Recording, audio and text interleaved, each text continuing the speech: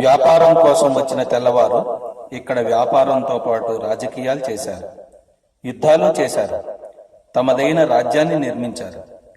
తమ పాలనా సౌలభ్యం కోసం వారు అనేక నిర్మాణాలను చేపట్టారు. నేటికి అవి ప్రజలకు సేవలు అందిస్తున్నాయి. ఉదాహరణకు విశాఖపట్నం జిల్లాలోని నర్సీపట్నం తహసీల్దార్ కార్యాలయం, సబ్ కలెక్టర్ కార్యాలయం, సబ్ కలెక్టర్ బంగ్లా, విశాఖపట్నంకు చెందిన జిల్లా కోర్టు, కలెక్టర్ ఆఫీసులు నేటికి ప్రజలకు తమ సేవలు అందిస్తున్నాయి. దూరదృష్టి, పటిష్టమైన నిర్మాణం గల ఈ కట్టడాలు చూపరులను ఆకట్టుకుంటాయి. సైనికులుగా, పౌర అధికారులుగా తమ సేవలు అందించిన బ్రిటిష్ వారిలో పలువురు ఇక్కడే కాలధర్మం చెందారు.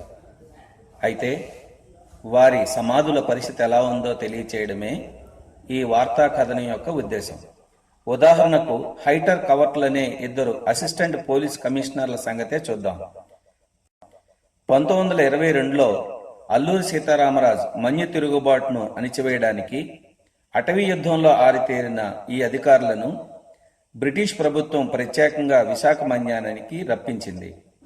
వీరిపై 1922 సెప్టెంబర్ 24న అల్లూరి మన్యసేనలు గూడెం కొండల్లోని ధామనాపల్లి ఘాటి వద్ద దాడి చేశాయి. కొట్టుకుంటూ వస్తున్నారన్నమాట. ఏం జరిగిందిరా ఊరే? ఆ సేనలో రాజు చూచాడు. పట్ట పట్ట పట్ట పట్ట పండ్లు కొరుకుతున్ను పట్టు తరగతి వేగా బళాబళి రెత్తలు తట్టుతున్నరే రే అని మిట్టి పడుతుగా బళాబళి అరే పట్ట కట్టులను కట్టాలు బాకులు తాలు నందుకొని బళాబళి దండ్ర గొట్టెళ్ళు ఈటలు బాకులు పాకి తూటాలు పలకల నాకస మందు మెరయగా పడనిరువాడు అరే మల్లు దొరత పాకి బాహువా తనేలు మని మోసి కవత్తు హైతరులు ఇద్దరు దానికి దొల్లారా.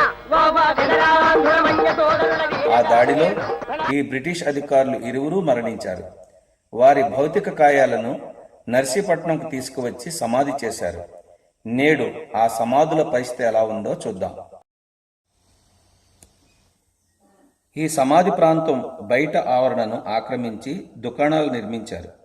లోపలి భాగం బహిరంగ మలమూత్ర విసర్జన స్థలంగా మారింది. చిత్రం ఏమిటంటే ఈ స్థలంలో ఉన్న చింత చెట్లపై ప్రతి సంవత్సరం విదేశీ వలస పక్షులు వచ్చి కొద్ది రోజులు నివాసం ఉండి తర్వాత వెళ్ళిపోతుంటాయి.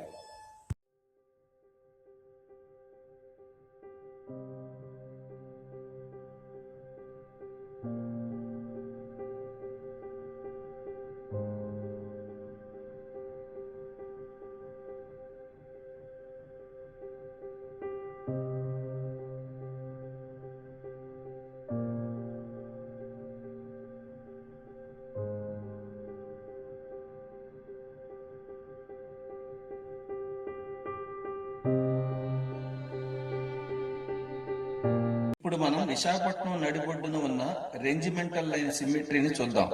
ప్రస్తుతం ఈ ప్రాంతాన్ని జగదాంబ సెంటర్ అని పిలుస్తున్నారు.